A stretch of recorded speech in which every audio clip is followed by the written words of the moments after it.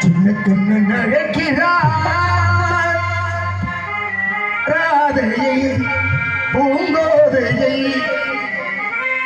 அவள் மனம் கொண்ட ரகசிய ராகத்தை பாடி